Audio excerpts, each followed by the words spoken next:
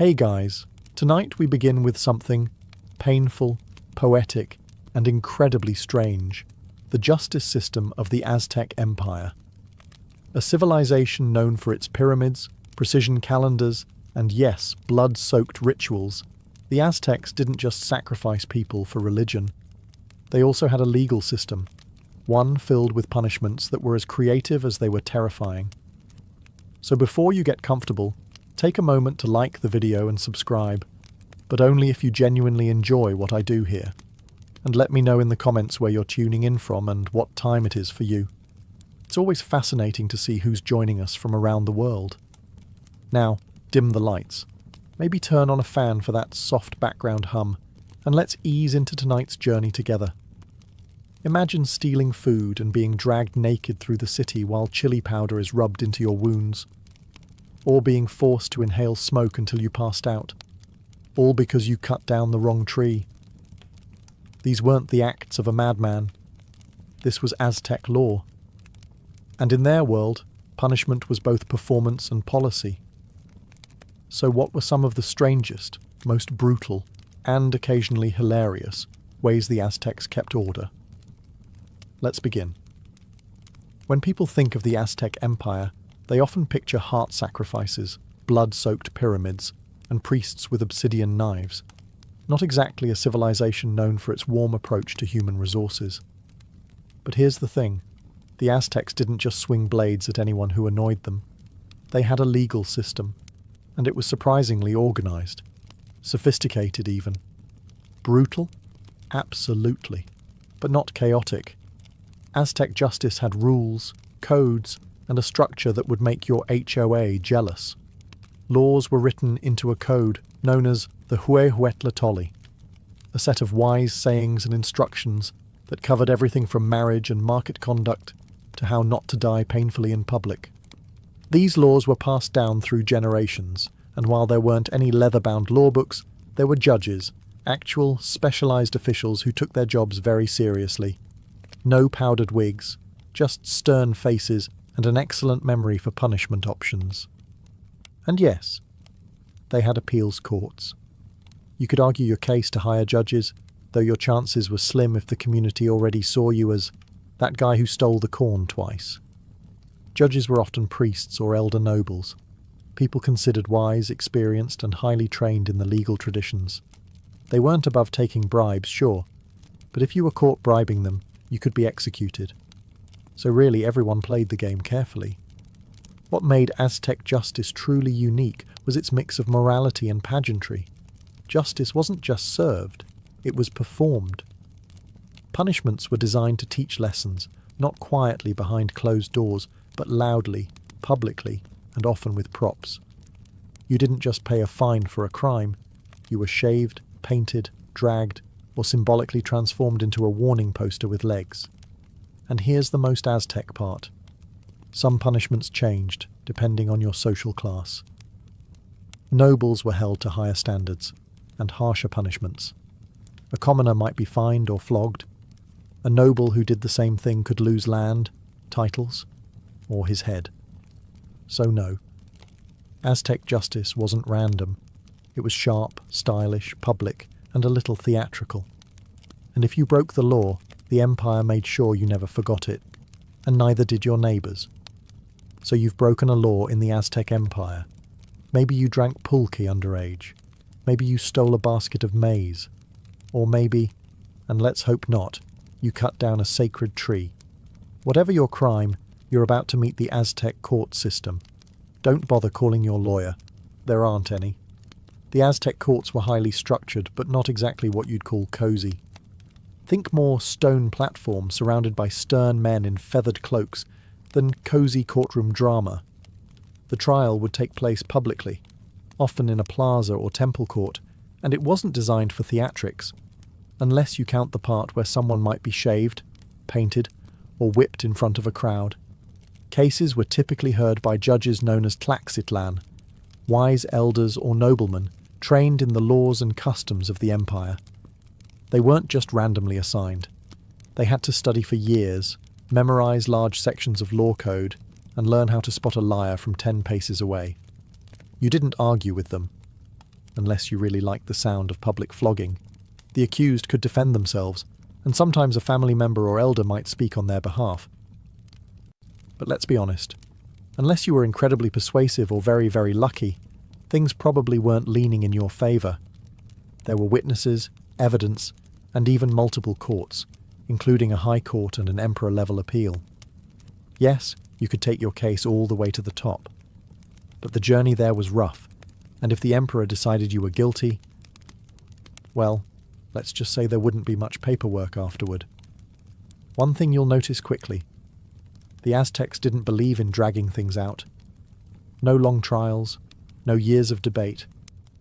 Judgments came fast, and punishment often came the same day. That's efficiency. Terrifying, skin-peeling efficiency. Also, no jails. Aztec society didn't warehouse criminals. You were either fined, humiliated, enslaved, or executed, and sometimes all four. But you were never forgotten. Aztec courts weren't about legal rights or clever technicalities. They were about moral clarity, social order, and public spectacle. So if you're standing before an Aztec judge, straighten up, speak carefully, and try not to sweat too obviously. They notice that sort of thing. In most cultures, kids who misbehave get a timeout, or maybe a stern lecture. In the Aztec Empire, they got something a little more intense. Meet the chili smoke chamber. Possibly history's most dramatic method of saying, listen to your mother. In Aztec households, obedience wasn't optional. Children were expected to work, listen, respect their elders, and contribute to the home. The idea was simple. Train them early to be good citizens, hard workers, and future warriors or weavers. And if little Cuauhtémoc didn't want to sweep the floor or dared to talk back, he got the chili.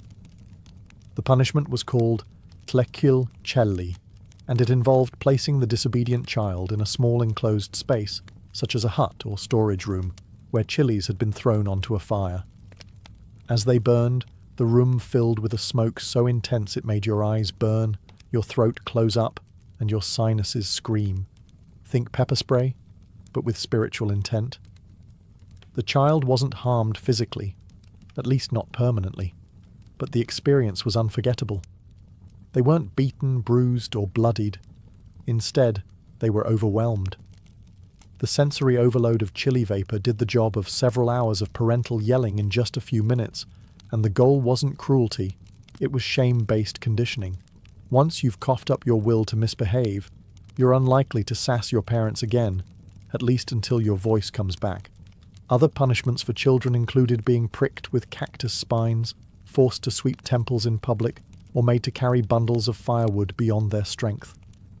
These acts weren't about humiliation for fun. They were rites of correction. And in a society where every person had a social duty, discipline wasn't negotiable. Even noble children weren't spared. In fact, they were held to higher standards. A noble boy who disrespected a teacher or elder could be bound, beaten, or even temporarily enslaved. Not permanently, but enough to make the lessons sting, figuratively and literally. So if you grew up Aztec, rebellion came with real consequences, and probably a few tearful, fiery afternoons spent marinating in chili smoke. Spicy? Yes. Effective? Definitely. And let's face it, no one forgets their first chili sauna. The Aztec Empire had one of the most unforgiving views of theft in the ancient world. Stealing wasn't just a moral failing, it was an attack on the structure of society. Food, tools, cloth, firewood, it all had value, and taking what wasn't yours didn't just offend your neighbour, it offended the gods. And the punishment? Let's just say the Aztecs weren't into subtlety. For first-time offenders, things started reasonably. A thief might be forced to return the stolen goods, make reparations, or be publicly shamed. Maybe a few lashes, maybe a haircut that said, "I steal things." Painful, but survivable. But if you stole again, you entered the realm of enslavement. The Aztecs didn't do prisons. They preferred that you work off your debt, quite literally. Caught a second time, and you might be handed over to the victim as a personal servant. You'd labour in silence, dignity gone, every step reminding you that honesty would have been easier. Now, If you were bold and/or foolish enough to steal a third time, things turned gruesome. Punishment 3 was often ritual skinning, not quick, not clean, and absolutely not private. It was slow, ceremonial, and publicly displayed. This wasn't just about pain, it was about symbolism. The skin was considered a sacred layer, a part of your identity. To remove it was to unmake you in the eyes of the community. Sometimes the skin was removed in strips, other times whole, and it wasn't just thrown away. In religious ceremonies, a priest might even wear the skin for a brief time in honor of the earth goddess, representing rebirth and punishment all in one macabre package. Sound horrifying? It was. And that was the point. This kind of justice wasn't just about the individual. It was about the message. A skinned thief in the market square stopped 1,000 future crimes. It made you think twice before swiping tamales or slipping a jade bead into your tunic. The Aztecs believed in law, in consequence, and in the power of example. And their message was clear. Steal once, we'll warn you. Steal twice, we'll work you. Steal 3 times, you won't be needing your skin. In the Aztec Empire, marriage was serious business. Not just a social contract, but a sacred bond tied to cosmic balance, family honor, and economic alliances. So when someone broke that bond with a little romantic extracurricular activity, the punishment was not divorce court. It was death by blunt object. Let's begin with the basics. Adultery wasn't treated as a private scandal. It was a capital crime, publicly prosecuted and severely punished. And it wasn't just men who got to point fingers. Women could accuse too. But if you were caught? The empire didn't do therapy. If a man was found sleeping with another man's wife, the husband had options, and none of them involved second chances. The most common penalty? Public execution, often by bludgeoning with a stone club, a heavy instrument called a macuahuitl. It was a sword-like weapon embedded with obsidian blades, but for domestic dishonor, the blunt version got the job done, painfully and thoroughly. Sometimes the punishment wasn't left to the courts. In certain cases, the wronged spouse could carry out the sentence personally. Talk about closure. Women caught cheating faced equally grim fates. Death by strangulation, stoning, or being thrown off a cliff were all on the table, depending on the region and the exact nature of the betrayal. Nobles, of course, were held to stricter standards, because when the wealthy cheat, it's not just scandal, it's potential dynastic collapse. And let's not forget the drama. If the affair was exposed publicly, the accused might be paraded through the streets, mocked, shaved, painted, all before meeting their final punishment. Shame was not a side effect. It was part of the sentence. Now, if someone accused you falsely, that was another story. Lying about adultery could get you executed as well.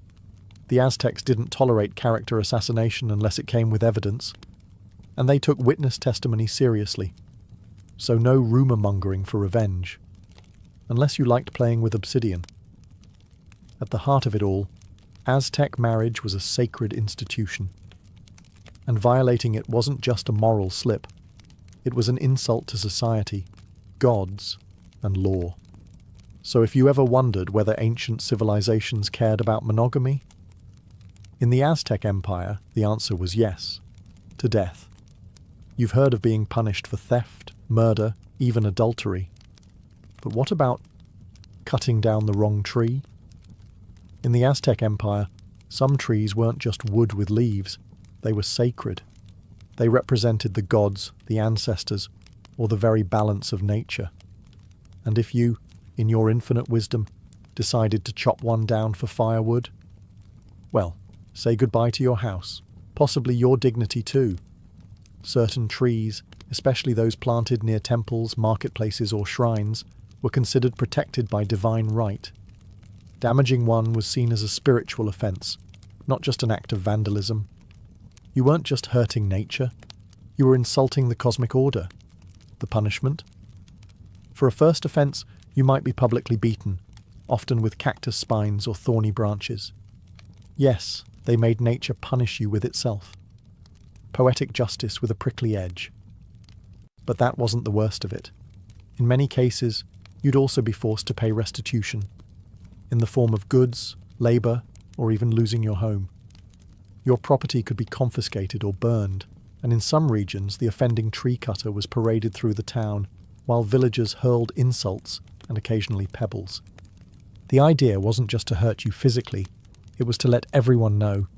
This idiot messed with the gods' landscaping, and if you were a repeat offender, you might be enslaved, especially if the tree you harmed was near a sacred site. Because apparently, if you couldn't respect the roots of a tree, you didn't deserve roots of your own. To modern ears, it might sound absurd, punished for trimming a branch. But to the Aztecs, this was serious. Nature wasn't passive. It was alive, sacred, and deeply connected to the divine. Trees, rivers, mountains, they weren't resources. They were relatives, and harming them without permission was like slapping your grandmother and hoping nobody noticed. So yes, if you lived in the Aztec Empire, you needed to know your botany laws. That tree outside your neighbour's house? Better ask first. The shady one in the marketplace? Definitely don't touch it, because in this world, ignorance isn't bliss. It's just flammable property and bruises from thorns. In most cultures, teenage drinking ends with a lecture, a bad hangover, or a very awkward ride home with your parents. In the Aztec Empire, it ended with execution. Let's get one thing straight. The Aztecs weren't anti-alcohol.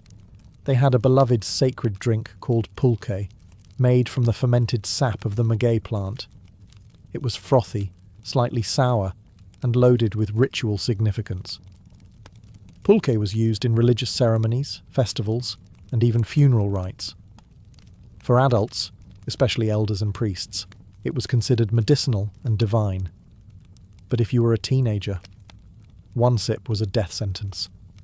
Young Aztecs were expected to be disciplined, respectful, and absolutely sober. Pulque was for those who had earned it, through battle, age, or wisdom. Youth was a time for learning, not partying, and drunkenness among teens wasn't just frowned upon, it was seen as moral collapse. So if a teenager was caught drinking, the punishment was swift and harsh. A first-time offender might be shaved bald, a mark of shame. Sometimes they were paraded naked through the streets, while villagers hurled insults or trash. A mobile reminder that good choices are better than fermented ones. But for repeat offenders, the sentence escalated fast. Execution by strangulation or beating, often in public. The method wasn't designed for drama, it was designed for memory. One teenager hanging from a pole was all it took to sober up the rest of the neighbourhood for a generation. Even noble-born youth weren't spared. In fact, they were held to stricter standards. A prince caught drinking might face ritual humiliation in the royal court, or be sent to live in a cold, remote temple as punishment. The message, privilege doesn't excuse foolishness. Why so severe? Because the Aztecs saw drunkenness as a kind of spiritual rot, a gateway to laziness, disrespect, and disobedience. And in a civilization that depended on order, discipline, and cosmic balance, a tipsy teen was a ticking time bomb. So next time you imagine a wild Aztec party, remember, unless you were old, high-ranking, or involved in a funeral, your pulque cup stayed dry. Otherwise, your throat wouldn't. In the Aztec Empire, work wasn't just a chore. It was a virtue, a sacred expectation, a civic duty written into the social fabric. Everyone, from commoner to noble, had a role to play in the great cosmic machine. So what happened if you didn't pull your weight? Let's put it this way. You'd be working again very soon, just not by choice.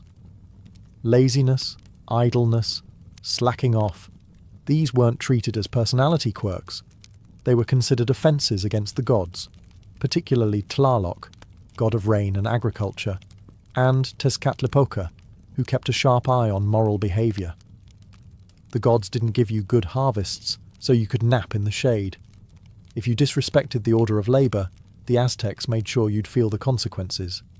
If a man refused to work, refused to help his family, or consistently ignored his civic duties, he could be dragged into the marketplace and publicly shamed. His head might be shaved, his clothes replaced with rags. In some cases, he'd be forced to wear rotten garments or carry bundles of firewood through the town while people shouted things like, "Behold the man who does nothing." But that was the gentle version. Repeat offenders might be beaten with rods, tied to a post, or, if their laziness was seen as willful defiance, sold into slavery. Not forever, but long enough to learn the lesson. You're either useful or you're used. Even noble-born youths were monitored closely. If a young man of high rank refused to train for war or skipped temple duties, his family could request that he be sent to a house of youth correction, which sounds like summer camp, but was really more like a military boot camp with cactus punishments. Laziness among women wasn't ignored either. Though women had different duties, grinding maize, weaving, tending the home, they too could be shamed for neglect. Mothers were expected to raise hard-working children, not ones who lounged around chewing maize husks. The Aztec belief was simple. Idleness disrupts harmony. A lazy person risks their family's well-being, their community's balance, and the favor of the gods. So if you were planning to lounge around the Chinampa and skip your corn harvesting chores, better start running. Because the punishment wouldn't be quiet, and it wouldn't be optional. In the bustling heart of the Aztec Empire, the Tianquistli, or marketplace, everything was negotiable, except honesty. Selling rotten fruit, watered-down pulque, or fake obsidian was not just bad business. It was criminal behavior, and the Aztecs had zero tolerance for marketplace mischief. You weren't just breaking a rule. You were betraying the gods who blessed commerce, agriculture, and fair exchange. Every seller, whether hawking tamales or trading jade, was expected to abide by strict ethical codes. Markets were sacred spaces, often overseen by special officials called pochtacatlatok, market judges or inspectors. Their job? Walk among the stalls, listen for complaints, and catch people slipping pebbles into their chili powder. If you got caught selling spoiled goods, punishment was swift and very public. A first-time offence might involve public shaming, your stall overturned, your produce scattered, and your hands bound for everyone to see. Shoppers would walk past and spit insults like, "There goes the liar with wormy avocados." Selling something falsely advertised, say dyed feathers labelled as sacred Quetzal plumes, was even worse. That could get you beaten, fined, or in extreme cases, banished from the market altogether. And in a society where markets were your lifeline, banishment wasn't a time-out. It was economic death. Repeat offenders could be enslaved or branded, marked so future buyers knew never to trust your mangoes again. If your fraud caused real harm, like selling toxic herbs as medicine, you might even face execution, especially if the victim was of noble status. It wasn't just about punishment, it was about protecting trust. The market was where communities met, families survived, and tribute flowed. If buyers stopped trusting sellers, the entire structure began to crumble. That couldn't be allowed. Even sellers of sacred goods, incense, ceremonial textiles, or idols, were watched closely. If a temple merchant was caught selling low-quality items for high tribute prices, they weren't just scamming people. They were cheating the gods. And the gods didn't give refunds. They gave plagues. So if you thought you could hustle your way through the market with a painted corn cob and a charming smile, think again. Because in Tenochtitlan, the phrase buyer beware came with a very sharp edge. If you ever found yourself standing in an Aztec courtroom, surrounded by elders in feathered cloaks and facing judgment under the piercing gaze of a priest judge, here's one golden rule. Do not lie. Seriously. Don't embellish. Don't misremember. And absolutely don't invent your own version of the truth. Because in the Aztec Empire, false testimony wasn't just unethical, it was deadly. The Aztecs held truth as a sacred principle, not just a courtroom courtesy. Telling the truth meant upholding order, harmony, and divine balance. Lies, on the other hand, corrupted the social structure and offended the gods, especially Tezcatlipoca, the god of night, judgment, and truth. He didn't appreciate your creative storytelling. Court trials depended heavily on witness testimony. There were no security cameras, no forensic labs, just your word against someone else's. And that word carried serious weight. So when you lied in court, you weren't just tipping the scales. You were potentially sending someone to their death or enslavement unjustly. The punishment for perjury? Execution, often by strangulation, stoning, or being clubbed to death, depending on the region and the severity of your deceit. If the lie was proven after the trial, and your false words led to someone else's suffering, you'd often be made to suffer the same fate you caused them. It was poetic justice, with sharp edges. Even lesser lies came with serious consequences. Public beatings, banishment, or ritual humiliation could follow. You might be painted black, the colour of deceit, or shaved bald and paraded through the market with a sign around your neck reading something like, "Talks too much, tells too little truth." False accusers weren't just punished for lying. They were seen as threats to society itself, willing to manipulate justice, harm others, and risk divine anger for selfish gain. Aztec law wasn't about technicalities, it was about moral clarity. And in their eyes, truth was sacred, binding, and non-negotiable. So if you ever stood in the plaza, accused of a crime, and thought a small fib might get you off the hook, remember, in the Aztec Empire, the truth could set you free, but a lie, it could bury you. The Aztecs believed in second chances, just not very many of them. Their legal system was harsh, but not heartless. A first offence might earn you a warning, a fine, or a good public flogging to help you remember the lesson. A second time, and you'd face something more intense, maybe public humiliation, servitude, or the loss of your possessions. But a third offence, that's when things got serious, like ritual execution serious. To the Aztecs, repeated crimes weren't just a nuisance, they were proof that you had refused to live in balance. And balance, in Aztec worldview, was everything. The crops grew because society worked. The sun rose because people obeyed their roles. So when someone broke the law again and again, they weren't just annoying, they were a threat to cosmic order. Let's say you were a thief. First time, you return the goods. Second time, you're enslaved. Third time, you're skinned. Slowly, in public, with the full backing of the law and, very possibly, the neighbourhood. Or maybe you lied in court. Again. The punishment wasn't just harsher than before. It was symbolic. Your repeated dishonesty made you inhuman in the eyes of society. And what happens to those who lose their humanity? They become examples, warnings, cautionary tales. And it wasn't just about physical punishment. Repeat offenders could lose their legal protection entirely. That meant anyone could harm, enslave, or publicly shame you. And you had no legal recourse. You weren't exiled. You weren't imprisoned. You were unpersoned. In some cases, a repeat offender could be permanently banished from the market, the village, or even their own family.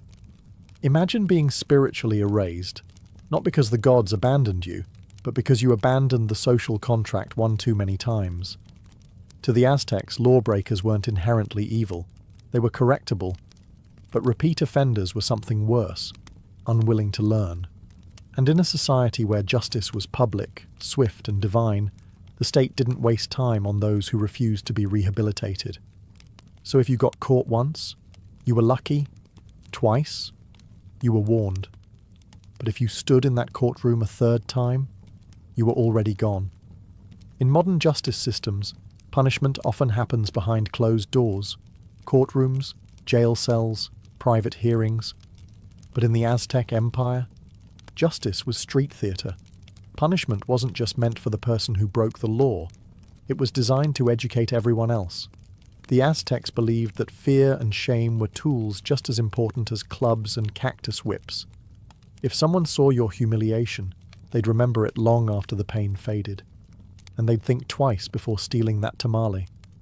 That's why almost all punishments, from flogging to execution, were carried out in the open, usually in the center of the community, the plaza, the marketplace, or outside temples. These were the places where people gathered to trade, pray, and socialize, perfect for teaching lessons in full view of your friends, family, and enemies. Imagine this. You're caught lying or stealing. You're dragged to the plaza. A crowd gathers. Your clothes are torn. Your head might be shaved. You're painted with black soot to mark your shame. And then, the punishment begins. A beating, a binding, maybe a good chili smoking in a hut if you're still young and reckless.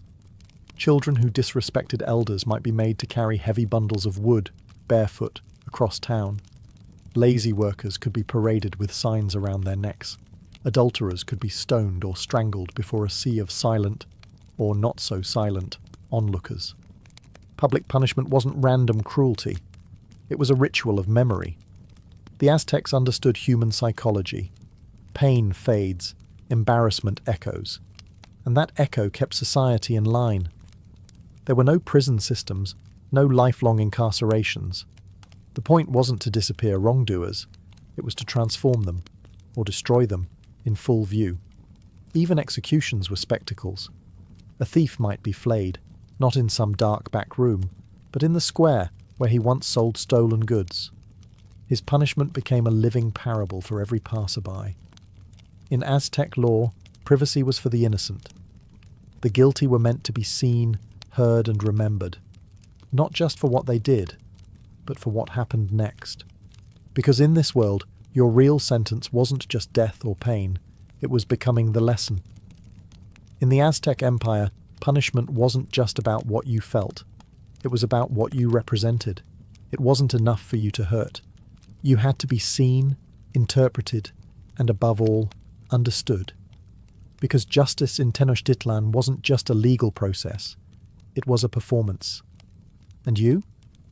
You were the unfortunate star. Let's say you stole something.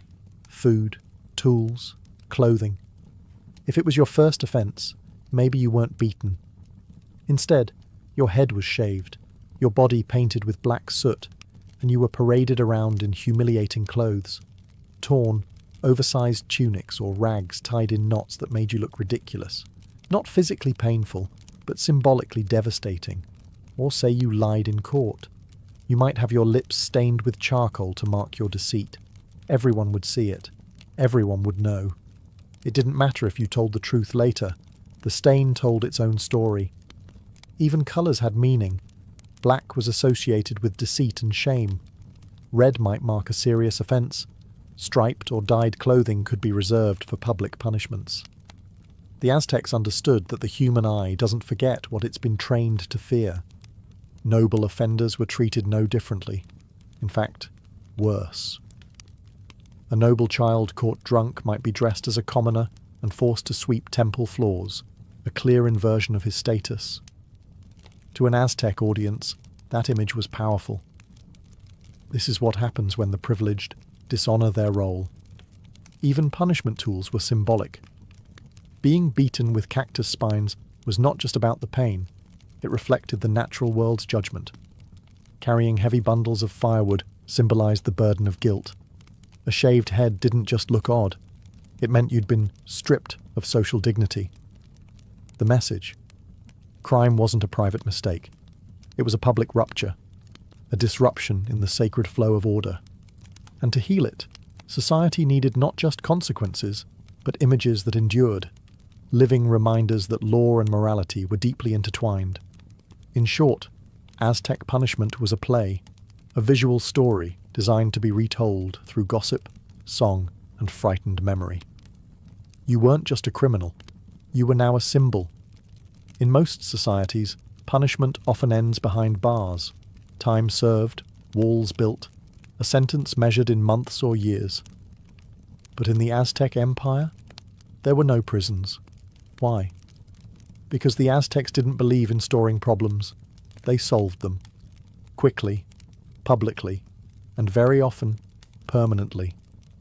To the Aztec mind, punishment wasn't about removing someone from society. It was about returning them to order, or removing them from the world altogether. There was no need to feed a prisoner, build a jail, or fund a guard system. Time wasn't the consequence. Shame, pain, or death was. If you stole, you might be enslaved and forced to work off your crime. But you didn't disappear. You remained in society as a cautionary example. If you lied, you wore the symbols of deceit on your body. If you committed a serious offence, the punishment came swiftly, with the community watching and the gods invoked. And if you couldn't be corrected, if you were a repeat offender, a danger to others, or simply defiant, then your story ended. Not behind a door with iron bars, but in the marketplace, the plaza, or the temple steps, with no need for parole. Even noble prisoners, such as captured enemy rulers or high-ranking criminals, weren't jailed. They were housed temporarily in ritual captivity, treated according to status until their scheduled execution or sacrifice. Their time wasn't served. It was counted down.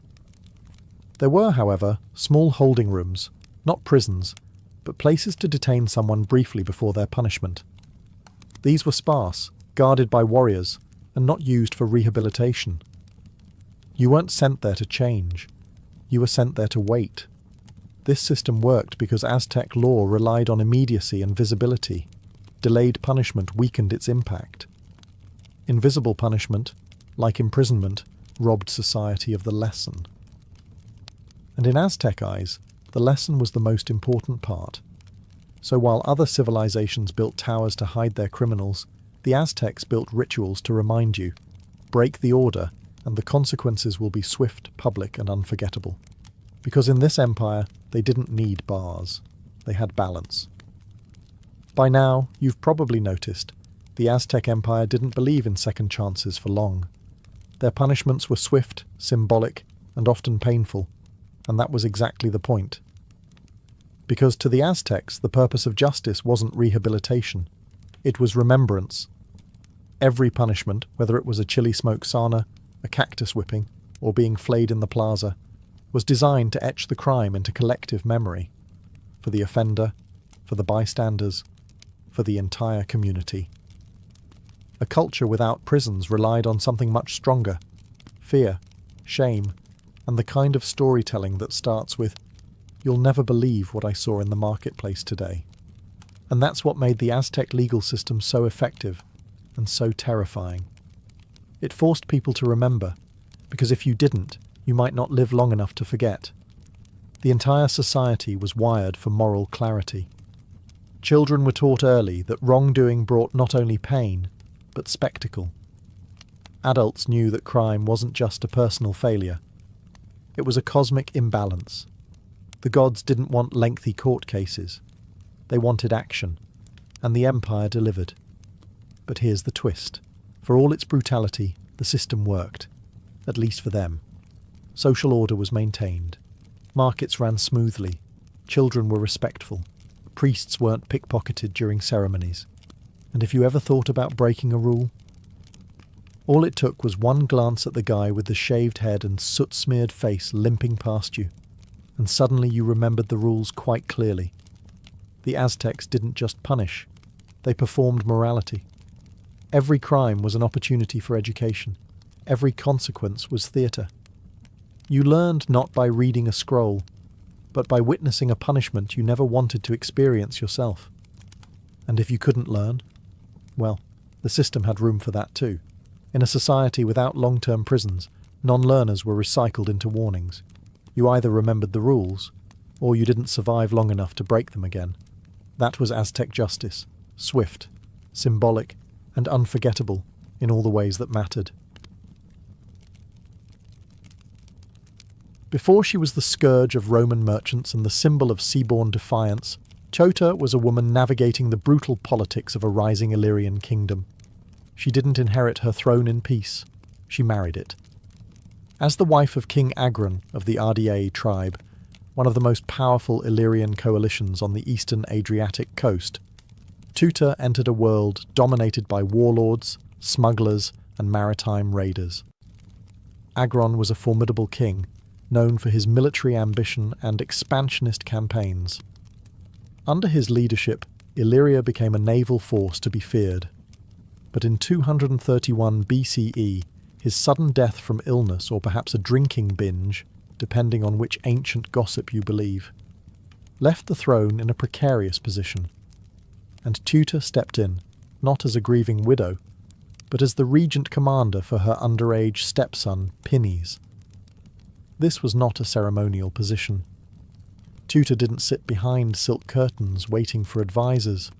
She took the reins of power, and more importantly, of the navy. Her rule came at a time when piracy wasn't just tolerated. It was practically a national pastime. Illyrian pirates weren't criminals in the eyes of their own people. They were the backbone of the local economy. They raided merchant ships, demanded tribute, and controlled key trade routes through the Adriatic and Ionian seas. Under Tutor's regency, piracy didn't just continue, it expanded. She encouraged it, licensed it, and defended it fiercely. To her, it was a legitimate form of warfare, and to many Illyrians, it was an honourable profession. Tutor knew what she was doing. In a world where Athens had faded and Rome hadn't yet fully reached across the sea, she saw a vacuum, and she filled it with Illyrian sails. But while she may have had the Adriatic under control, her boldness would soon provoke a power that didn't take kindly to maritime interference. Rome, slowly but confidently expanding its reach, was watching. And as Illyrian piracy bled into Roman trade routes, Tutor's reign would no longer be a local affair. It would become an international problem, one the Romans decided needed a very permanent solution. The Queen of the Rocks and Sea had stirred a giant. Tutor's pirates weren't just raiding isolated merchant boats. They were striking at Roman convoys, demanding tribute from Greek cities under Roman protection, and even plundering ports along the western coastline. To Rome, this wasn't piracy. It was an insult. And Romans were not famous for letting insults go unanswered. By 230 BCE, Roman senators had had enough. The Senate dispatched a formal diplomatic mission to Tutor's court, a warning cloaked in diplomacy, but with a blade behind the back. The lead ambassador, a Roman named Lucius Coruncanius, was known for his bluntness. His instructions were clear. Tell the Illyrian queen to stop the piracy, or Rome would take action. When the delegation arrived, they were likely met in Scodra, Tutor's capital. Imagine the scene. Marble columns, Illyrian guards with crested helmets, and a queen seated not in fear, but in full command. Tutor welcomed them. But when they delivered Rome's message, her response was frosty. She gave them the kind of answer only a monarch with salt in her veins would give. In her own words, as later recorded by Roman historians, she claimed that Illyrian kings had always permitted their subjects to make a living however they pleased, including through piracy. She essentially told Rome that what happened at sea was out of her hands. It wasn't exactly the answer Rome wanted. And then came a fatal mistake. One of the Roman envoys, perhaps emboldened by Roman pride or just plain arrogance, insulted Tutor, publicly. He accused her of acting like a woman, implying she was weak, emotional, and unfit to rule. Whether it was sexism, diplomacy, or sheer stupidity, that remark cost him his life. Not long after, he was assassinated on Tutor's orders, a decision that would echo all the way back to the marble floors of the Roman Senate. Rome erupted in outrage. Killing a Roman envoy was more than a diplomatic breach. It was an act of war. And not just any war. This would be Rome's first military campaign across the Adriatic, the beginning of its expansion into the eastern Mediterranean. Tutor had made her move. Whether out of pride, policy, or sheer fury, she had crossed the line. Now, Rome was coming, not with envoys, but with legions. The Queen had awakened the Republic's wrath, and there would be no more warnings. Tutor likely knew that Rome's retaliation wouldn't be small, but even she might have underestimated the scale and speed of the Roman response.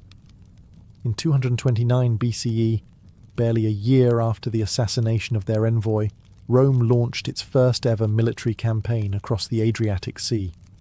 It was swift, organised, and chillingly efficient. 2 consuls were dispatched with over 200 ships, a fleet that dwarfed anything Illyria had seen before. This wasn't a typical raid or a border skirmish. It was a full-scale invasion. Tuta, still ruling as regent and supreme commander of the navy, prepared her forces as best she could. But Illyria, for all its maritime skill and fierce warriors, was a patchwork of tribes. Rome was a machine. The Romans didn't waste time. They first targeted the Greek city-states along the coast that had been bullied or occupied by Illyrian forces. Corcyra, modern-day Corfu, which had been seized by Illyrian pirates, was liberated by the Romans and turned into a naval base. Apollonia and Epidamnus quickly fell in line with Roman protection. The message was clear. The Adriatic would no longer be Illyria's playground. But Tuta wasn't hiding. She sent her fleet out to defend the coasts, and Illyrian pirates continued to strike where they could. Yet the tide was shifting. For every raid they launched, the Romans captured a stronghold. The Roman navy, though new to the eastern waters, was learning fast, and they were ruthless. As Rome advanced, more Illyrian allies began to surrender. Cities that once looked to Tuta for leadership now opened their gates to Rome, hoping for leniency. The loyalty she once inspired as the pirate queen began to fray, especially as Roman soldiers advanced inland, forcing a choice: stand with a besieged queen, or survive. By the end of the year, Roman troops were within striking distance of Scodra, Tuta's capital. What had started as a defiant act, a queen protecting her people's way of life, was rapidly becoming a siege. Tuta now faced a decision no monarch ever wants to make: fight until the bitter end and risk annihilation, or bow to a foreign power. The queen who had ruled the waves now found herself surrounded by enemy sails. Her fate, and Illyria's, hung in the balance. Forfo.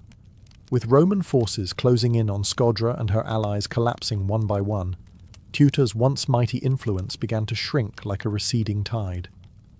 Her network of coastal strongholds, vital for resupplying ships and launching raids, was crumbling under Roman pressure. The Adriatic Sea, once an Illyrian dominion, now bristled with Roman warships. The Queen of the Sea had lost her sea, but Tuta was no fool. She may have ruled with defiance, but she knew when to bend, especially when survival was on the line.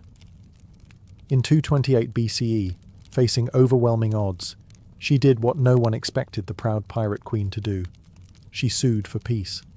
The negotiations were humiliating by design. Rome wanted to make an example of her.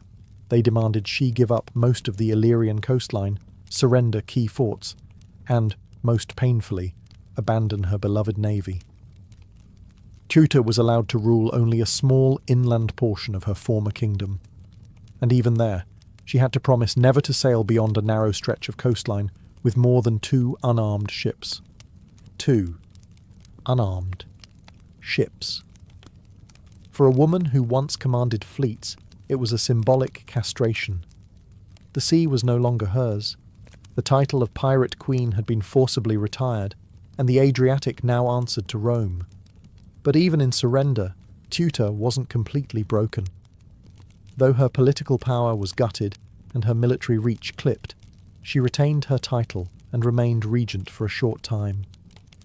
Her ability to survive the storm, quite literally, showed the cunning and realism that had defined her rule. In a world where other rebellious rulers were often executed or dragged in chains through Roman triumphs, Tuta was spared. Perhaps Rome respected her tenacity, or perhaps they feared turning her into a martyr. Still, her influence faded quickly. Soon after the peace agreement, Tuta disappears from historical record. Her stepson Pinnes would eventually rule in name, though always under Roman oversight. Tuta, once a queen with command over waves and warriors, faded into silence. But she was far from forgotten. In Roman memory, she was the first to challenge them on the open sea. And in Illyrian legend, she remained a symbol of resistance. a woman who dared to defy a rising empire and nearly got away with it. Though Tuta's rule ended in surrender, her legacy laid the foundation for one of the most critical transitions in Mediterranean history: the birth of Rome as a naval superpower. Ironically, it was her defiance that forced Rome to evolve. Before Tuta, Rome had been primarily a land-based power.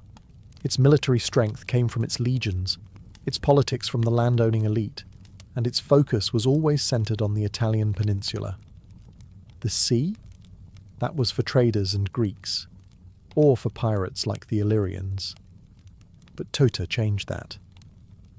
The First Illyrian War, sparked by her bold resistance and the assassination of a Roman envoy, was Rome's first serious engagement across the Adriatic.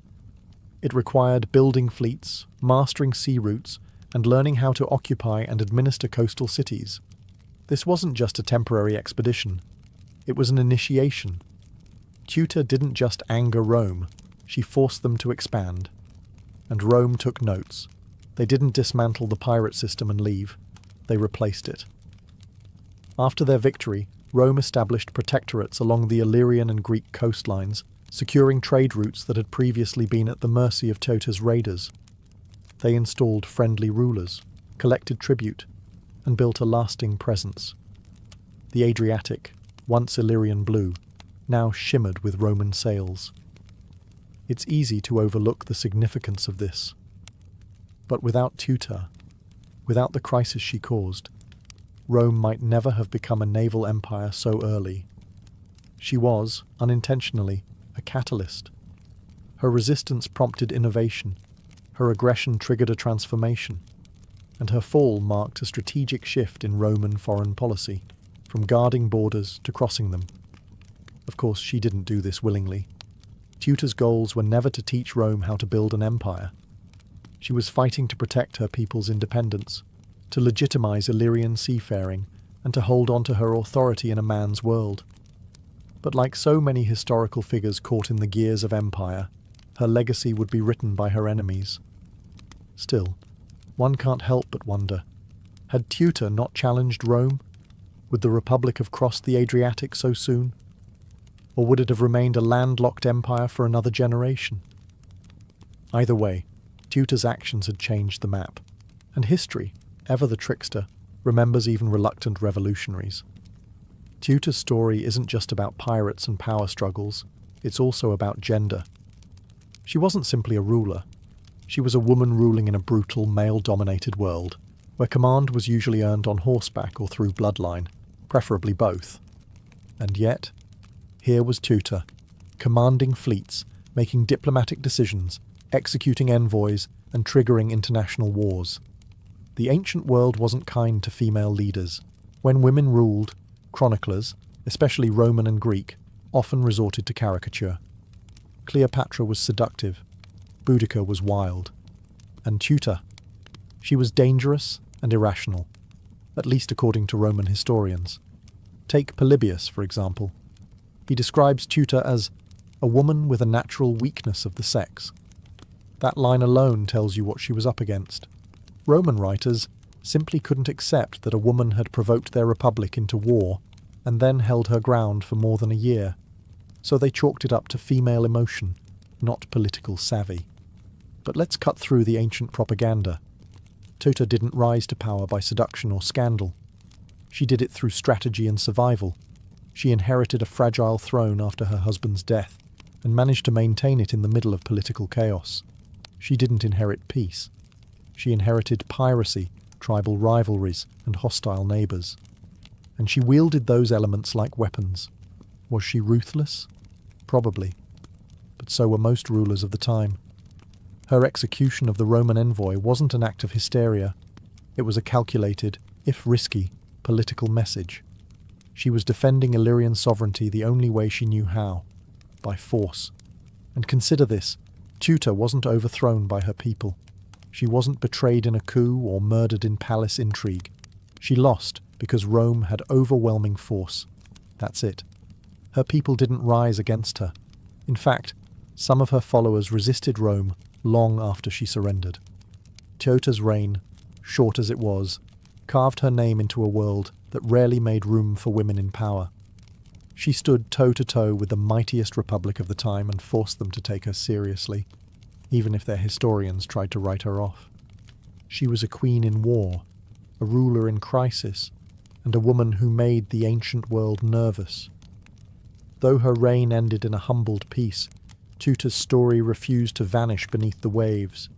Centuries after her last ship was grounded and her voice fell silent, legend still whispered her name along the Adriatic coast.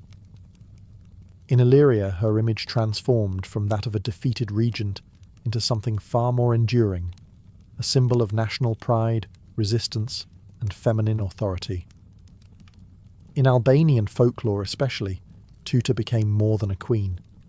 She was the defiant matriarch of a people, standing alone against the rising tide of foreign domination. Her name was passed down not through dusty treaties, but in the oral histories of shepherds and sailors. Statues of her now stand in modern Albania and Montenegro, bronze reminders that some rulers outlive their empires. And what an empire it was! Illyria may never have rivaled Rome in size or infrastructure, but under Tuta's leadership, it held dominion over key sea lanes and coastal cities. She ruled during one of the last periods when Illyrian identity remained politically independent. After her fall, Rome began a slow, relentless assimilation of Illyrian culture, language, and governance. Tuta's surrender marked not just the end of a war, it marked the beginning of the end for Illyrian sovereignty. But while Rome buried her kingdom under provinces and prefectures, Tuta's memory survived. Her reign, brief though it was, became a rallying point for future generations seeking inspiration. In the 19th and 20th centuries, as Balkan nationalism surged and countries like Albania began to forge new identities from ancient roots, Tuta was revived not as a tragic figure, but as a hero. Textbooks praised her courage. Streets and schools bore her name. She wasn't just a queen anymore, she was an ancestor of defiance. Even in modern scholarship, her story continues to provoke debate. Was she a reckless pirate, or a pragmatic leader forced to embrace piracy as state policy? Was she a tyrant, or a woman backed into a corner by the death of her husband and the ambitions of an empire? Whatever the truth, Tuta occupies a rare space in ancient history. A woman who refused to apologize for her power, and whose decisions, for better or worse, reshaped an entire sea. Her ships may have been scuttled, but her legend, it still sails. Over time, Tuta's historical reality blurred into something mythic, a figure half-draped in truth, half-draped in legend. And it's easy to see why. A queen ruling a coastal kingdom, commanding pirates, defying Rome, and vanishing from history without a clear end. That's the stuff legends are made of. In coastal towns like Kotor and Ulkinj, stories are still told of a queen who once ruled from a towering castle by the sea. Locals will point to crumbling ruins and say, that was Tuta's stronghold, even when archaeology offers little proof.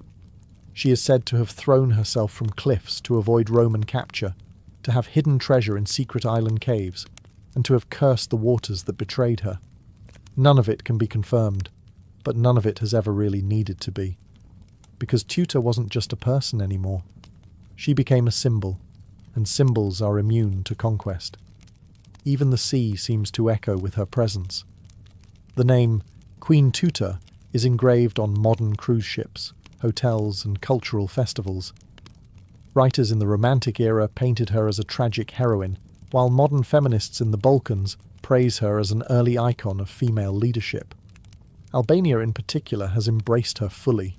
Statues of Tuta, often depicted with windswept hair and a sword at her side, now grace public squares. Schoolchildren learn her name alongside Skanderbegs. And yet, the real Tuta, the woman behind the myth, remains elusive. We don't know how she died. We don't know whether she ever regretted challenging Rome. We don't even know what she looked like. Her image was crafted by others, often her enemies, and later reshaped by those who needed her as a legend. But maybe that's the mark of true influence, when your story refuses to obey history books.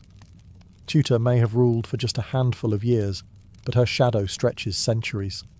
She lives on in poems, place names, and whispered tales across the Adriatic coast. The Roman Empire that once tried to erase her is gone, reduced to ruins and textbooks. But Tutor, she still sails in memory. The pirate queen became something greater, immortal. Today, Tutor's name resonates far beyond the annals of ancient history. Her story has been adopted, adapted, and echoed in ways she could never have imagined, not just as a historical curiosity, but as a cultural and national icon. In Albania, Montenegro, and across the Western Balkans, she represents something vital: the fierce independence of a people who refused to be swallowed by empires. Her story speaks loudly in a region that has known centuries of occupation, division, and struggle. For Albanians especially, Teuta has become more than a queen. She's a symbol of national identity. Her legacy has been woven into the cultural revival movements of the 19th and 20th centuries, fueling resistance to foreign domination and inspiring pride in a pre-Roman Illyrian heritage. In a world where borders have shifted countless times, where languages and loyalties have blurred, Teuta is a constant, rooted in stone, salt, and defiance. Her name is found everywhere, from naval vessels and passenger ferries to sports teams, businesses, and even a women's football club. Schools teach her as a national hero. Statues of Teuta, sword in hand and gaze, set on the horizon, overlook harbours once dominated by her fleet. She has become the Adriatic's eternal guardian, a queen not just of the past, but of the cultural present. Her relevance doesn't stop at borders. In the broader conversation about women in leadership, Teuta has become an ancient case study. Her story offers a rare glimpse into female command in a time and place where that was almost unheard of. She challenges modern assumptions about gender and power in the ancient world. Her name is now cited alongside Cleopatra, Boudica, and Zenobia, women who dared to govern in a man's world and left an empire trembling in their wake. And perhaps that's the most remarkable part, that a woman so poorly documented by her contemporaries, remembered mostly through the insults of Roman writers, now stands tall as a figure of empowerment, sovereignty, and bold resistance. Teuta ruled for only a few stormy years, but her name has weathered centuries, and in every port that still remembers her, every story whispered to a child about the queen who defied Rome, Teuta sails on, not in warships, but in memory. The sea was her kingdom, and the story her lasting throne. In 1803, the United States pulled off one of the most astonishing real estate deals in history. With the stroke of a pen and the exchange of $15 million, President Thomas Jefferson bought a colossal piece of land from France, the Louisiana Territory. This wasn't a few acres outside New Orleans. This was over 800,000 square miles of uncharted wilderness, stretching from the Mississippi River all the way to the Rocky Mountains and beyond. Jefferson was thrilled. The land would ensure room for westward expansion and secure control over vital trade routes. But there was one small problem. Nobody really knew what was out there. Maps were vague. Rumours swirled about giant mountains, woolly mammoths, a mythical northwest passage to Asia, and river systems that could either carry you to the Pacific or nowhere at all. Jefferson needed answers, and fast. He wanted to turn that blank map into something tangible, something real. So, he devised a plan. Send a small, elite team west to explore the new territory, chart its geography, establish relations with native tribes, and ideally, find a direct water route to the Pacific Ocean.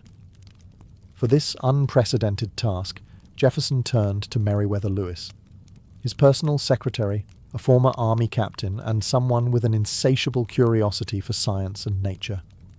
Lewis, in turn, chose William Clark, an old friend, military veteran, and skilled outdoorsman, to co-lead the journey.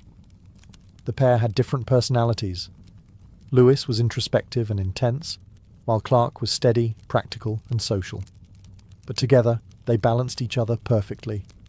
Their mission was to gather information, not to conquer.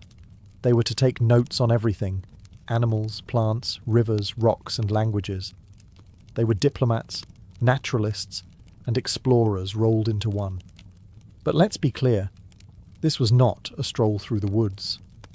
The expedition would carry them through untamed rivers, dense forests, scorching plains, and snowy mountains. There were no supply stations, no GPS, no lifelines, just handwritten journals, iron determination, and the hope that the Pacific lay somewhere out there in the fog of the West. Thus, the stage was set. A young nation had bought a vast mystery, and two men were about to step into it, armed with nothing but their courage and a mandate from the president. Before they could step into the wilderness, Lewis and Clark needed a team, and not just any band of travelers. They needed men who could row upstream for weeks, hunt their own food, repair broken equipment, fight if needed, and get along in close quarters with no privacy for years. In short, men tough enough to survive anything. This elite group would be known as the Corps of Discovery. In the winter of 1803-1804, the recruitment began. Lewis and Clark set up camp at Camp Dubois, just north of St. Louis, on the eastern side of the Mississippi River. It would serve as their training ground and staging area. They recruited primarily from military outposts, hardy frontiersmen, skilled riflemen, and disciplined soldiers. Most were in their 20s, single, and eager for adventure. Among them were men like George Drouillard, a master tracker and interpreter, and John Ordway, a strict but capable sergeant who helped enforce discipline. Each recruit swore an oath to the expedition. This wasn't just a scouting party, it was an arm of the US government, carrying the hopes of a growing nation. Lewis and Clark would lead, but every man had a role to play.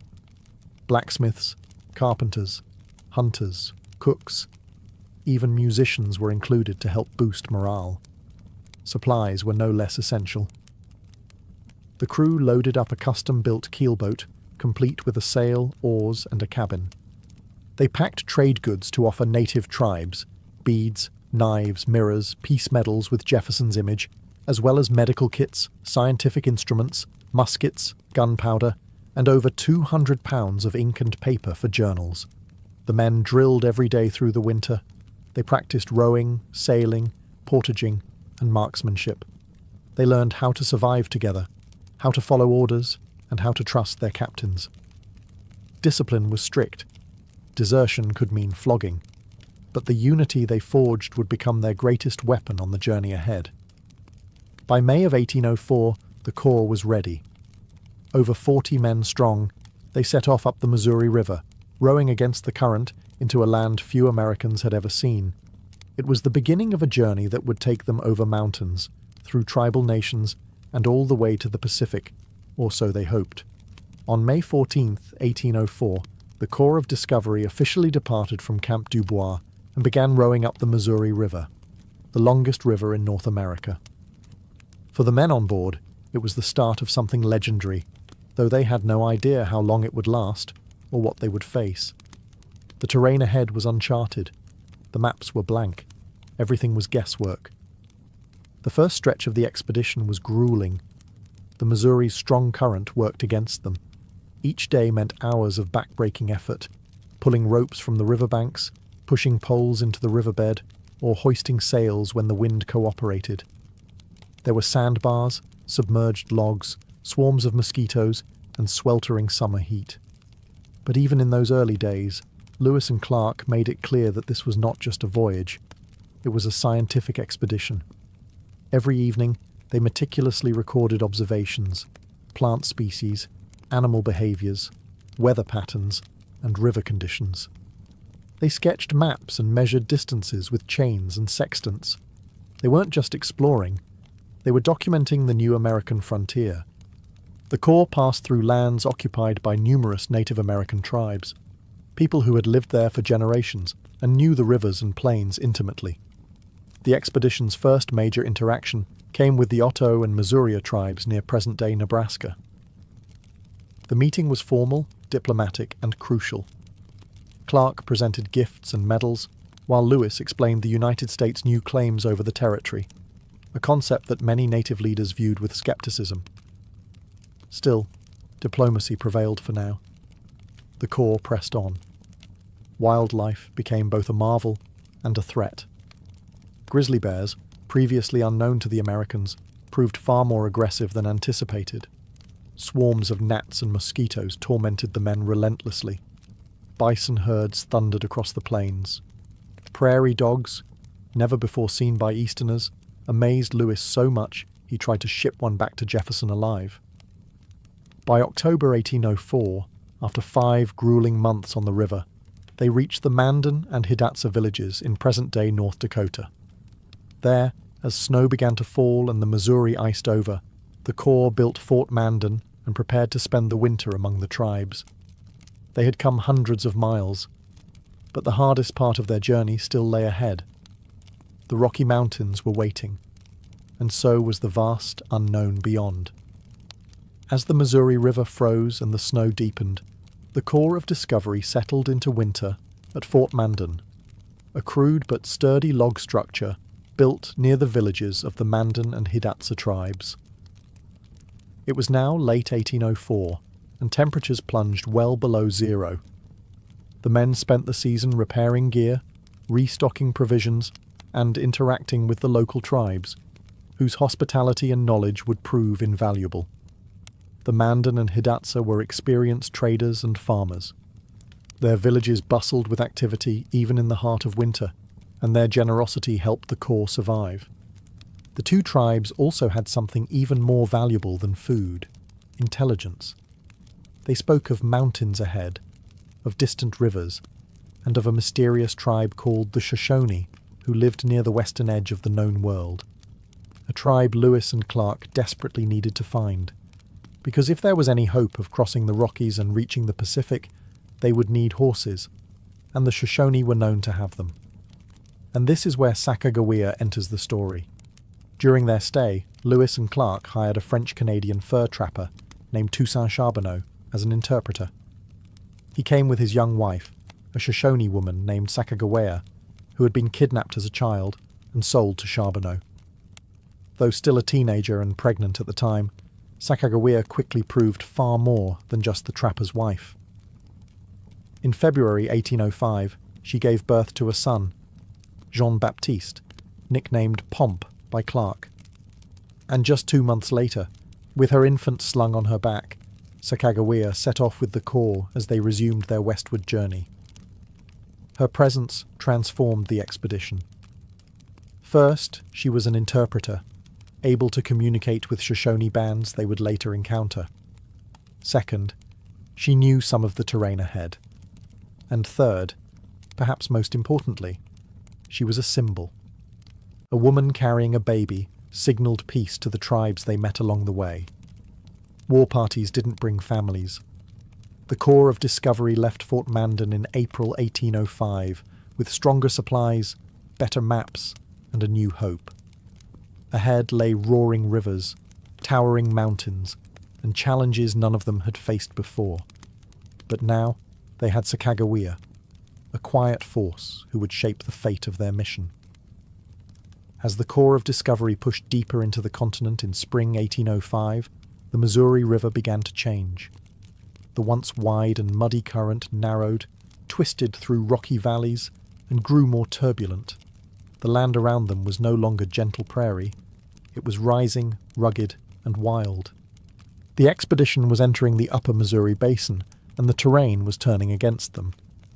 They soon encountered one of their most daunting physical challenges, the Great Falls of the Missouri. Instead of the single waterfall Lewis had anticipated, they faced a series of 5, a 21-mile obstacle of rapids and cascades. The Corps had to carry boats and supplies across dry land in a brutal portage. It took over a month of exhausting labour. The men hauled tons of cargo across prickly pear cactus fields and swarms of biting insects, all while dragging hulking boats over rolling terrain with makeshift wheels. Despite the hardship, the portage was also a turning point. The falls confirmed that the expedition was on the right track. Native accounts had mentioned the falls, and reaching them proved that the fabled Northwest Passage, if it existed, might lie just beyond. But the river didn't lead them to an easy route west. Instead, it led them straight into the Rocky Mountains. By August 1805, the Corps had reached the three forks of the Missouri, where the river splits into the Jefferson, Madison, and Gallatin. They followed the Jefferson River, tracing Sacagawea's childhood memories in hopes of finding her people. Soon, they encountered a small group of Shoshone, and in an extraordinary twist of fate, the chief turned out to be Sacagawea's own brother, Camorwait. The emotional reunion couldn't have come at a better time. Through Sacagawea and the newly gained trust of her tribe, the Corps secured horses and guides, essential for the next leg of the journey. The dream of a water route to the Pacific was fading, but with horses and Shoshone support, crossing the Rockies was now possible. The river had brought them far, but now it was the mountains that would test them. And the next few weeks would prove to be the most grueling of the entire expedition. With Shoshone horses now secured, and the dream of a northwest passage by water officially dead, the Corps of Discovery faced their next and most grueling ordeal. Crossing the Bitterroot Mountains, a snow-cloaked range in western Montana and Idaho that made the Rockies look merciful. This was not exploration anymore. This was survival. Guided by the Shoshone and later the Nez Perce, Lewis and Clark led their men into the high passes of the Bitterroots in September 1805, right as early snowstorms began to hit. The path was a nightmare, steep, narrow, and blanketed with snow. The men slipped along icy trails, their hands and faces cracked from cold. They had no game to hunt. Their horses were collapsing from starvation, and the men were reduced to eating candles, soup made from animal hides, and whatever roots they could scavenge. At times they could barely move a mile per day. By the time they descended into Nez Perce territory, the Corps was on the brink of collapse. They were emaciated, exhausted, and barely alive. The Nez Perce could have attacked them. They had the numbers and the element of surprise. But instead, the tribe chose mercy. The Nez Perce fed the men dried salmon and camas root and helped them recover. It was a pivotal moment. Without the Nez Perce, the expedition might have died right there, buried in a mountain pass. Once they recovered, Lewis and Clark cached their horses and built new dugout canoes.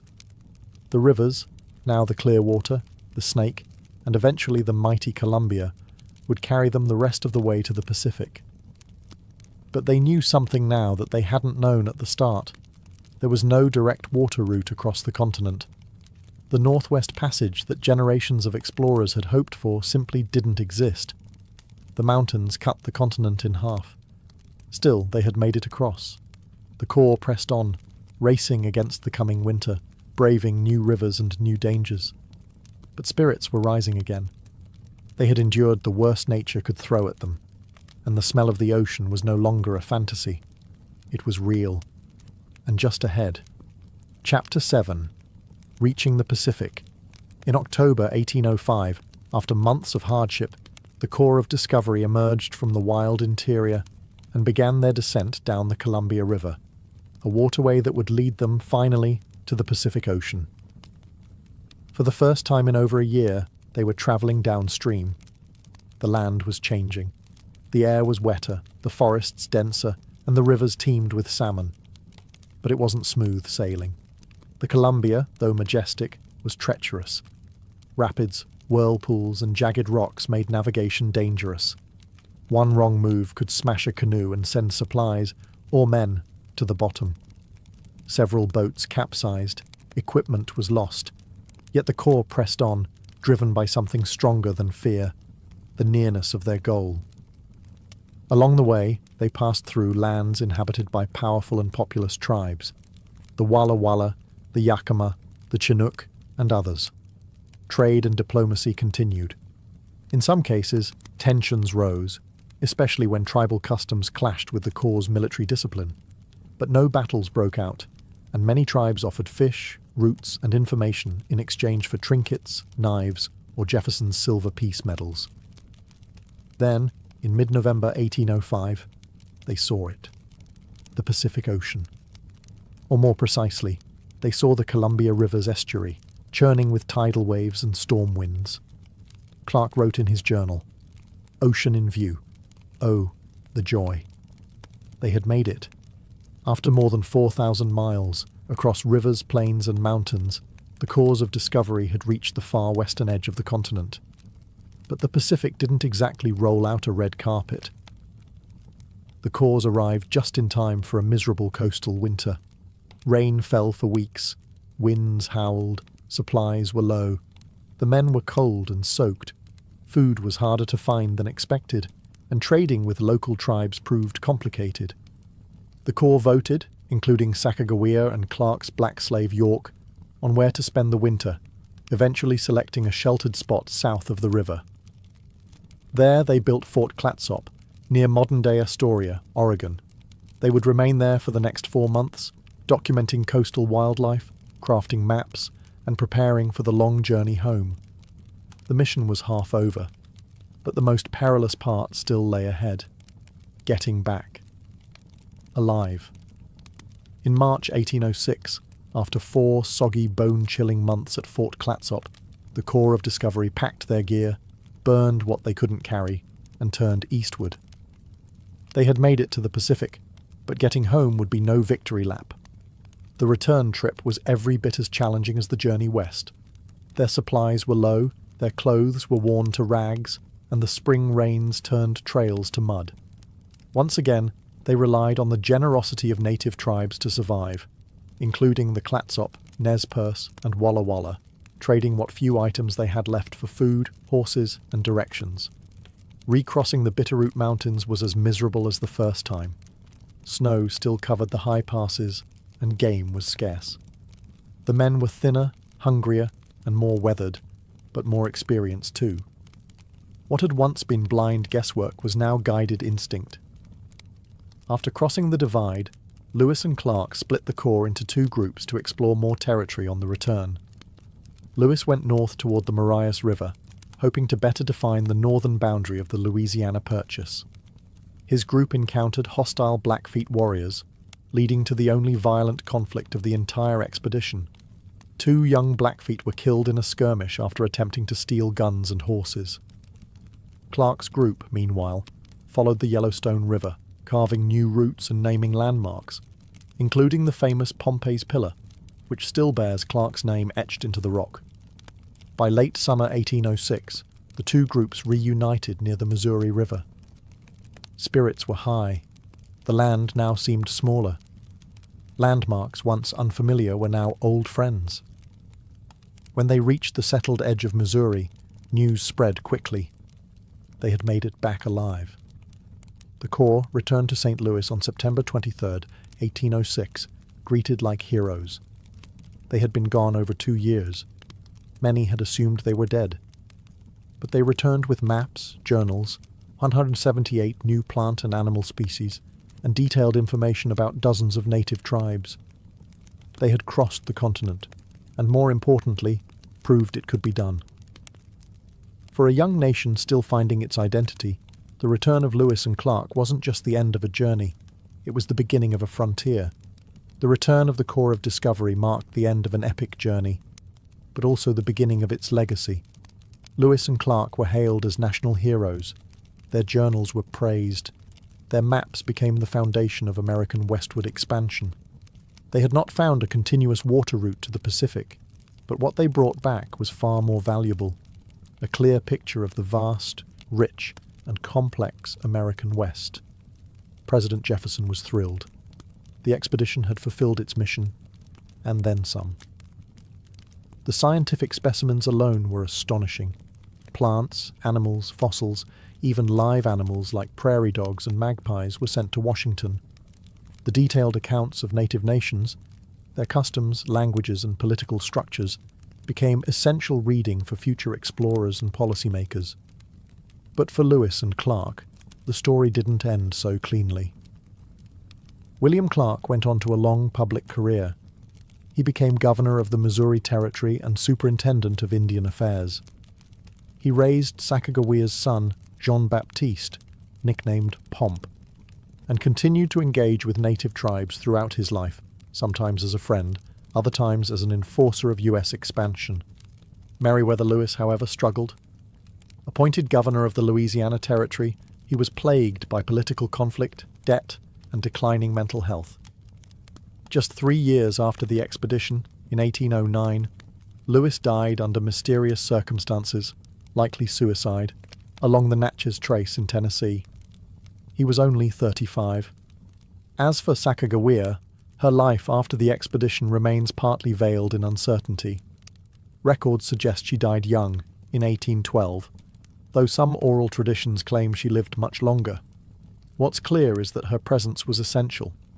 Without her, the Corps might never have made it through the Rockies or gained the trust of key tribes. Her strength, endurance, and quiet intelligence changed the fate of the expedition, even if the history books didn't always give her full credit. The Corps of Discovery reshaped how Americans saw their country. They showed that the continent was vast, interconnected, and already inhabited by diverse sovereign nations. They opened a door that would soon flood with settlers, soldiers, and ambition. Lewis and Clark didn't just explore new land. They stood at the edge of something far larger, the future of the United States, and it would never be the same. Beneath the thundering footsteps of tourists and the humming life of Istanbul, there lies a world carved in silence. A world that once kept the Byzantine Empire alive, drop by drop. It's called the Basilica Cistern, and if you didn't know to look for it, you might never suspect that under the cobbled streets and clatter of modern life, an ancient cathedral of water still breathes. Built in the 6th century, during the reign of Emperor Justinian I, the cistern is more than a storage tank. It is a palace turned inward. Measuring over 9,800 square meters, it held up to 80,000 cubic meters of water, all hidden beneath the city's foundations. But this wasn't just a pit. This was architecture, elegance, a subterranean marvel crafted with vision and purpose. Justinian ordered its construction following a catastrophic fire and series of rebellions that shook the city. His empire, already scarred by plague and riots, could not afford water shortages, not for its palaces, its public baths, or its citizens. The cistern was meant to ensure survival, to offer Constantinople a secret wellspring in times of siege and uncertainty. But perhaps what makes the Basilica Cistern most breathtaking isn't its scale, it's its style. 336 marble columns, each around 9 meters tall, support the arched ceiling like silent sentinels. Many were repurposed, stolen, some might say, from older pagan temples. Their styles don't quite match, hinting at the improvisation and urgency that accompanied their installation. As you descend the stone staircase and enter the chamber, the temperature cools. Moisture clings to the air. The surface of the water ripples quietly beneath wooden walkways. And all around you, shadows dance across columns bathed in amber light. This was never meant to be seen. Yet it was built with such reverence for form that it rivals any above-ground basilica in grandeur. It's an upside-down cathedral designed not to praise the heavens, but to hold the earth's most essential gift. Above, centuries of war, empire, and religion shifted. But below, in the stillness, in the darkness, the Basilica Cistern waited, hidden, preserved, and ready to be rediscovered by a world that had forgotten what lay beneath its feet. In the heart of ancient Constantinople, water wasn't just a necessity. It was strategy, survival, and sovereignty. The Basilica Cistern was not the city's only reservoir, but it was among the largest and most crucial. Designed to serve the great palace of Constantinople, it was fed by aqueducts stretching miles from distant springs in the Belgrade forest, including the monumental Valens Aqueduct. The city's population was enormous for its time, hundreds of thousands, all demanding fresh water not just for drinking, but for public baths, fountains, and even imperial gardens. During times of peace, water flowed freely through the city's intricate systems. But Constantinople was a fortress as much as it was a metropolis, and siege was always a looming threat. The cistern's genius lay in its invisibility. While invaders could cut off aqueducts or poison external wells, They couldn't touch what they didn't know was there. Hidden beneath a nondescript building, once a basilica, hence the name, the cistern acted as a secret reservoir, supplying the palace complex and surrounding districts even when war battered the city's walls. Its construction was a feat of both engineering and manpower. Thousands of slaves, labourers and artisans worked under imperial orders. Materials were recycled from across the empire, particularly from temples in Asia Minor. That's why, when walking through the columns, some are ornately fluted, others plain, and still others oddly mismatched. They were borrowed, repurposed, and given new life in the service of empire. Though its function was purely practical, its design is undeniably beautiful. Light filters down in golden shafts. The columns disappear into still, dark water. The silence is broken only by the gentle lapping of droplets falling from the ceiling. Visitors today describe it as otherworldly, haunting, elegant, like a cathedral built for ghosts. Over the centuries, as empires fell and others rose, the basilica cistern slowly faded from public memory. Covered over, forgotten, and eventually left off maps entirely, it became one of the city's hidden arteries, still holding water, still doing its job, long after its creators had turned to dust. Few places embody Constantinople's quiet genius, better than this underground sea. It wasn't just architecture. It was defiance made of stone, water preserved beneath a burning, crumbling world. For centuries, the basilica cistern was forgotten, not destroyed, not ruined, simply hidden. As the Byzantine Empire crumbled and the Ottoman Empire rose, the city transformed. Churches became mosques, palaces were rebuilt, streets shifted, and names changed. But the cistern remained, quietly collecting water beneath it all, shrouded in darkness and silence. By the time the Ottomans conquered Constantinople in 1453, the cistern had already faded from collective memory. The Ottomans, brilliant architects themselves, had their own systems for water management. They rarely used the older Byzantine cisterns, considering them relics of another time. And so, the basilica cistern fell into obscurity, not demolished, just ignored. Yet, as is often the case with buried wonders, it couldn't stay hidden forever. Stories began to circulate. Locals in Istanbul's Sultanahmet district claimed they could draw up water, and even catch fish, by lowering buckets into holes in their basements. Some told of eerie echoes and voices coming from underground. Others swore their cellars stayed unnaturally cool, even in the sweltering summer. Curiosity stirred. It wasn't until 1545, nearly 1,000 years after its construction, that the cistern was formally rediscovered.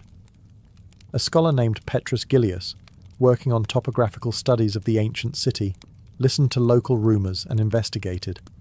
Entering a private home, he descended by torchlight into the darkness. And there it was, a vast, echoing chamber of water and stone, perfectly preserved beneath the earth. He described the space in awe, columns disappearing into the darkness, fish gliding through silent water, and the occasional faint ripple from above. His writings reintroduced the cistern to the world, and slowly its legend resurfaced. Yet even after its rediscovery, the cistern remained mostly neglected. Locals occasionally used it as a well or a fishery, but it wasn't restored, lit, or open to the public. For centuries more, it remained the domain of shadows and whispers. It wasn't until the 20th century, with modern archaeology, tourism, and restoration, that the basilica cistern emerged once more as a wonder of Istanbul. But in that long sleep, sealed beneath a living city, it gathered something precious, mystique. And in that mystique, it became something more than a reservoir. It became a legend. Walking into the basilica cistern feels like stepping into a forgotten world, one where time hangs in the air like mist, and every sound is swallowed by stone. The moment your foot hits the wooden walkway, you're surrounded by 336 marble columns, rising from dark water like a forest carved by forgotten hands. Each one stands nearly 9 meters tall, supporting the vaulted brick ceiling above like ancient titans holding up the earth. But these columns weren't made for the cistern. They were recycled, pulled from abandoned temples, palaces, and forgotten ruins across the empire. Roman, Greek, and even pagan craftsmanship converged underground, making the cistern a kind of mosaic, not of colour, but of cultures. Some columns are smooth and plain. Others are ornately fluted, topped with Corinthian capitals. A few are chipped or asymmetrical, revealing their second-hand nature. It's as if each one carries its own forgotten story, divorced from its origin, reborn to hold water instead of gods. The ceiling, made of brick and mortar, forms a web of silent arches. The architecture is functional, yet awe-inspiring. The scale is almost spiritual. The air is cool, damp, and heavy with centuries. Light glimmers on the water's surface, reflecting the pillars and arches in shifting, hypnotic patterns.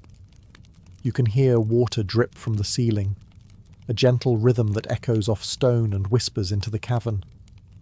Beneath the walkways, carp swim lazily through black water, descendants of those introduced long ago. They are the only living souls who've never left. There's a reverence here, not in the religious sense, but in the weight of time. You are surrounded by columns stolen from temples, set by the hands of slaves, forgotten by empires, and now carefully lit for modern eyes. The space is quiet, not because it must be, but because people instinctively fall silent, as if the cistern itself demands respect. This isn't just a ruin, it's a living memory of Roman grandeur, Byzantine pragmatism, Ottoman indifference, and modern wonder. The columns don't just hold the ceiling, they hold history, they hold silence, they hold the space between the ancient and the now, and ask nothing of you except that you listen. Tucked away in the far northwest corner of the cistern, past rows of shadowed columns and flickering reflections, lie two of the most mysterious and iconic elements of the basilica cistern, the Medusa heads. These massive stone carvings serve as the bases of two columns, their origins unknown, their purpose debated, and their expressions forever frozen in stone. The first Medusa head lies on its side, supporting a column as though casually discarded. The second is even stranger, upside down, her serpent hair hanging downward into the dampness, her face eerily calm. No plaque explains them. No inscription reveals their source. They simply are. Where did they come from?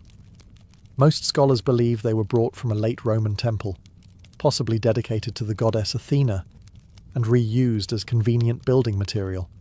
Another example of Justinian's empire repurposing its past. But the fact that two identical mythological figures were chosen, both hidden in a dark corner of the cistern, suggests something more than random recycling. Medusa, in Greek mythology, was a gorgon, a creature with snakes for hair whose gaze could turn men to stone. Symbolically, her image was often used as a form of protection, carved on doorways, shields, and floors to ward off evil. Could this be why she was placed here? A protective talisman beneath the surface, guarding the lifeblood of the city? Or is it something more political? Some historians argue that placing Medusa upside down or on her side was a symbolic gesture, a rejection of pagan power in favour of Christian rule, as if to say, the old gods are underfoot now, silent, powerless, but nothing is confirmed. And that's what makes them powerful. The dim lighting that falls on their faces, the sound of dripping water around them, and the way they rest under centuries of weight.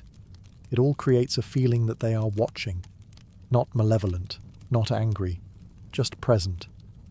They are the unexplained echo in an otherwise orderly space. You come for the columns, you stay for the stillness, but it's the Medusa heads, silent, strange, and submerged, that haunt your thoughts long after you've gone. The basilica cistern is more than an architectural marvel. It is an experience of senses slowed. Step inside, and the modern world blurs. Your eyes adjust to the dim amber glow. Your ears catch the echo of a single droplet falling from the vaulted ceiling. And suddenly, you're no longer in Istanbul. You're in a space where light, sound, and time drift differently. Sound behaves oddly here. Footsteps don't echo in the usual way. They ripple, bouncing softly off wet stone. Conversations are hushed, not out of etiquette, but instinct. The weight of centuries presses down. Even the fish seem to swim quietly, as if they too respect the silence. Then there's the light. During the day, a few natural shafts filter down from above, pale sunbeams that pierce the gloom like searchlights from another world. At night, or in the deeper corners, modern lighting casts dramatic shadows across the columns, highlighting their rough textures and mismatched forms. Every twist of perspective reveals something new. A different column base, a change in ceiling height, the glint of moisture on a stone face. The still, dark water, only a few feet deep now, becomes a mirror. It reflects the columns above, doubling the height of the space and turning the cistern into a hall of illusions. At times, it's hard to tell where the stone ends and its reflection begins. The surface is occasionally broken by the gentle ripple of a fish or the fall of a droplet, as if the cistern is breathing. Slow, calm, ancient. In modern times, artists and musicians have been drawn here to perform. Its acoustics are unmatched. The hum of a single cello, the slow chant of a voice, becomes otherworldly. The cistern doesn't just echo. It holds sound, like it holds water, long after it's been made. But even without music, the space feels alive. Not haunted, but aware. Every arch feels like a gateway. Every column, a sentinel. Every sound, a whisper from another era.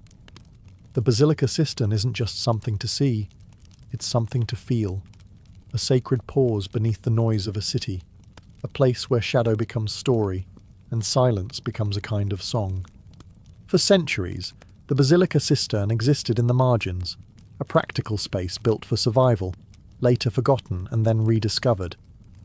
But in the modern age, it has become something entirely different, a symbol of Istanbul's layered identity, a blend of empire and myth, water and stone, east and west.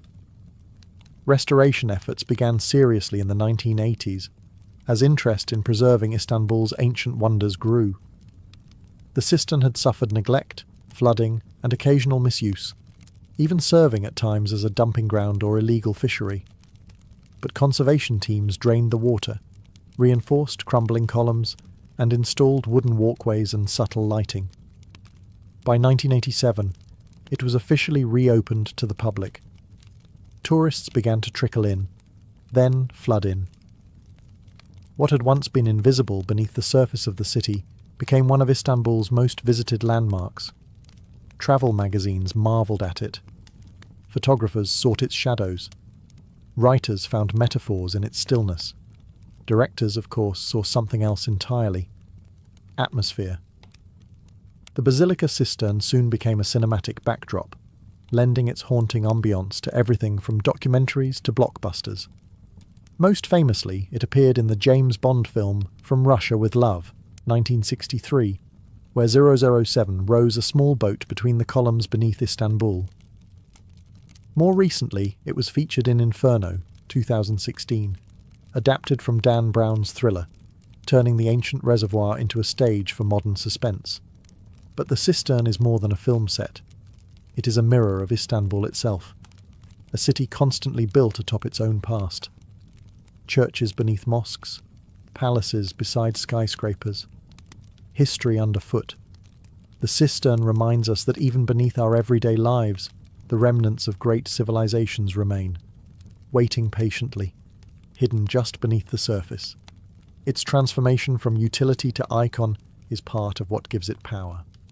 It no longer holds water for emperors, but it holds meaning, for locals, for travellers, for artists. It connects the present to the past without words or ceremony.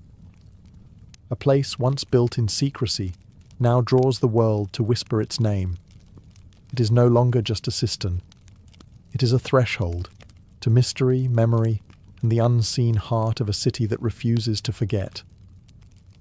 Walking through the Basilica Cistern today, it's easy to forget how fragile it once was, how close it came to being lost entirely. The structure has no lavish entrance, no towering facade. It was never meant to dazzle. It was meant to disappear. And yet, it has survived earthquakes, invasions, neglect, and the unyielding march of time. But survival doesn't happen by accident. The cistern owes its preservation to a series of quiet guardians, not emperors or generals, but engineers, scholars, and curious locals who refused to let it fade. During the Ottoman period, it was unofficially maintained by residents who accessed it through wells and cellars. They may not have known its full scale, but they valued what it offered: cold, clean water, and perhaps a sense of mystery beneath their homes. In the 19th and 20th centuries, scholars like Petrus Gillius and later Turkish archaeologists began documenting the cistern in earnest.